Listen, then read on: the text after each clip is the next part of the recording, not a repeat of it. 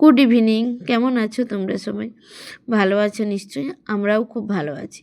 তো এখানে আমার ছোটো বাবু বসে আছে, বসে তো নেই, যেন দুষ্টুমি করছে, একবার এদিকে চলে যায় একবার ওইদিকে চলে যায়। এখন যেহেতু হামাগুড়ি দিতে হয়েছে, তো অনেক কষ্টে ওকে এখানে বসানো হয়েছে কিছু খেলনাপত্র দিয়ে, কিন্তু না, ও খেলনা নেবে না, ও ওই ফোনটা ধরেই টানাটানি করছিল। তো আমি পোশাকগুলোকে এখানে ভাঁজ করে নিয়েছিলাম, শুকনো হয়ে গিয়েছিলো, তাই পোশাকগুলোকে আমি এখানে ভাঁজ করে রেখে দিচ্ছি।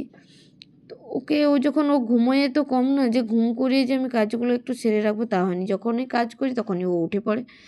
আর আমার মেয়ে তিথি যেহেতু গেছে ক্লাসে, তো সেই জন্য ও বাড়িতে নেই, তাই ভাবলাম বেকার ওকে বসিয়ে রেখে যদি কিছু টুকিটাকি কাজগুলো সারা যায়।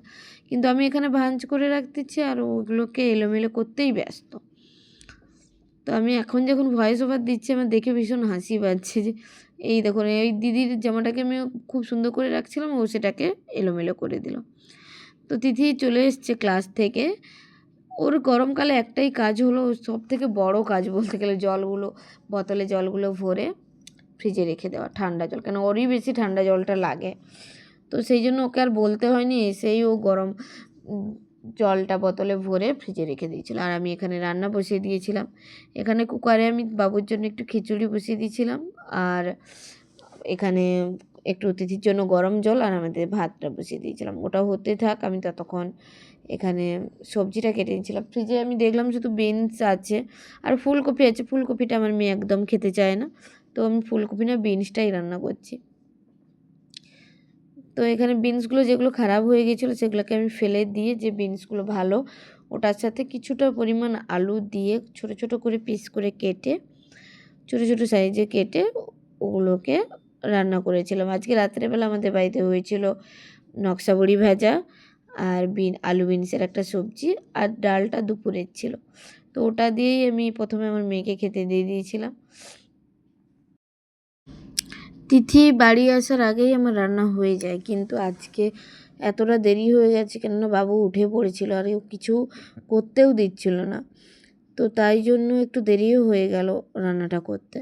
তো এখানে তিথির জন্য আমি গরম জল বসিয়েছিলাম, সেটা হয়ে গেছে, তাই ওকে আমি বললাম তুমি আগে গিয়ে হাত পাটা ধুয়ে নাও, পরিষ্কার হয়ে যাও, ড্রেস চেঞ্জ করে নাও, তারপরে ভাইয়ের সাথে একটু খেলা করবে আর আমি রান্নাটা করব। তো এখানে আমি আলু বিনসের সবজিটার জন্য প্রথমে আলু বিনসটাকে একটু তেলে ভেজে নিয়েছি।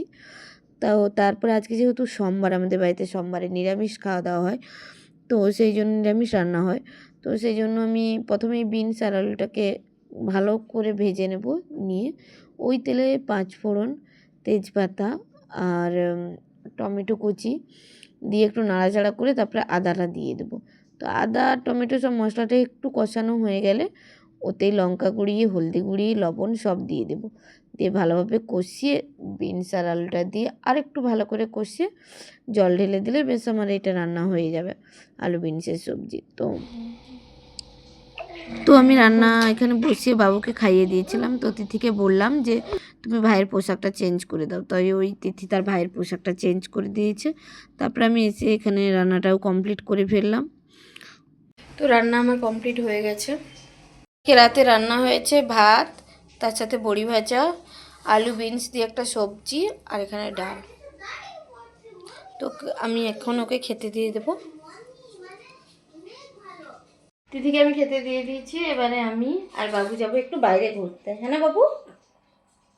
তো আজকের ব্লগটা এতটাই, গুড নাইট।